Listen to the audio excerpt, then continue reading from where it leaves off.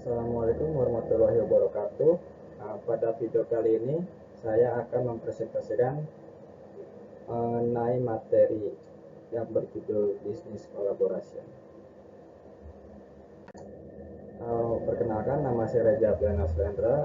Saya dari kelas K321 MNR dengan nomor induk mahasiswa itu 112 11708. Lalu pada mata kuliah simulasi bisnis, pada video kali ini yang bertujuan untuk menyelesaikan tugas akhir semester saya di Universitas Digital.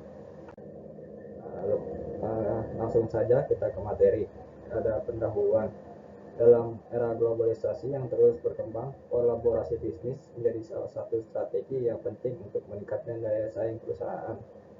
Kolaborasi bisnis tidak hanya mencakup kerjasama antar perusahaan, tetapi juga melibatkan keterlibatan dengan berbagai pihak seperti pemerintah, lembaga pendidikan, dan masyarakat.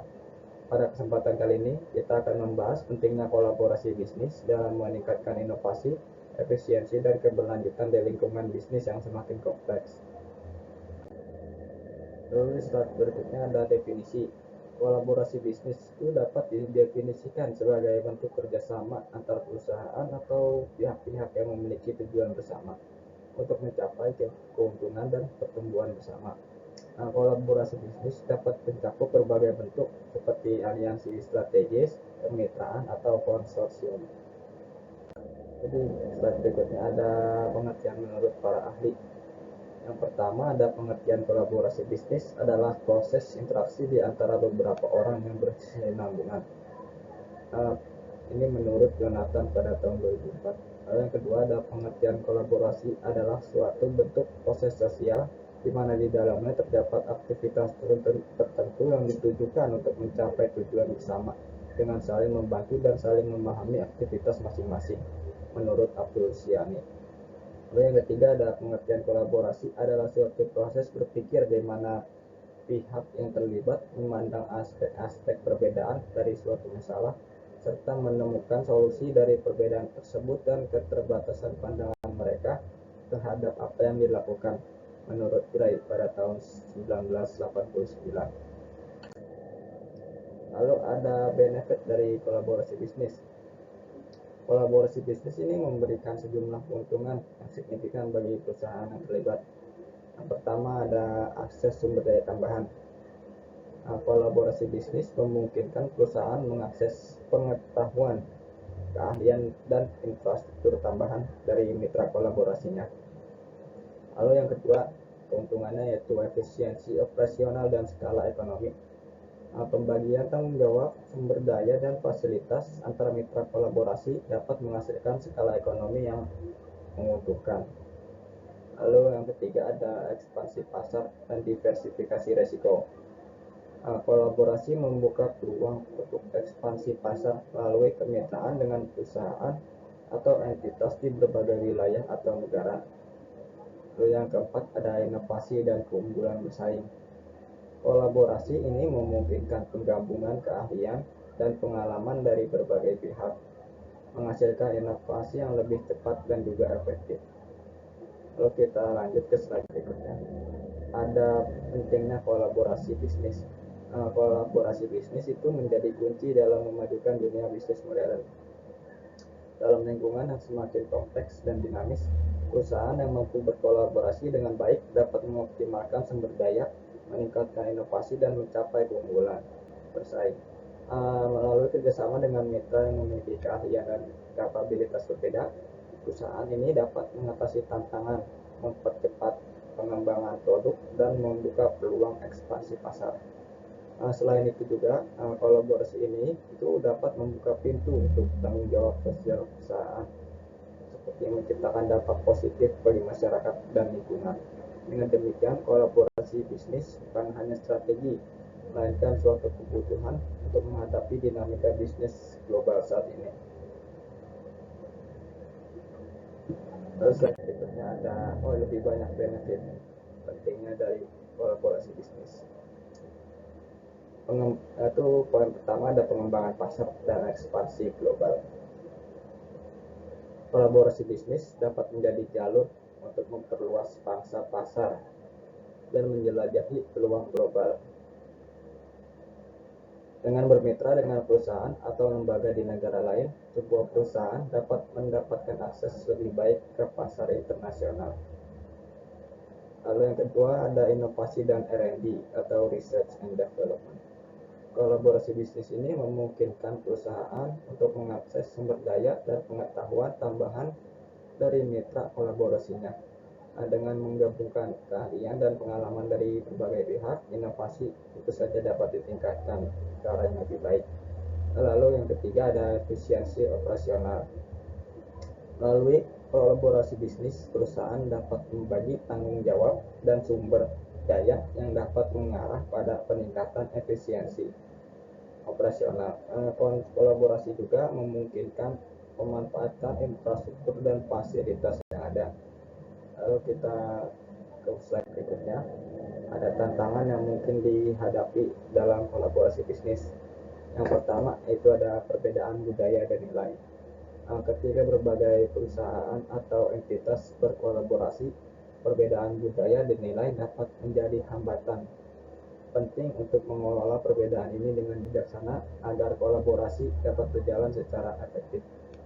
Lalu yang kedua ada keamanan dan kepentingan bersama. Masalah keamanan ini, informasi dan kepentingan bersama ini perlu diperhatikan agar kolaborasi tidak mengakibatkan kerugian bagi salah satu pihak. Kesepakatan kontraktual yang jelas dan transparan tentu saja diperlukan. Lalu yang ketiga ada kesulitan manajemen dan koordinasi.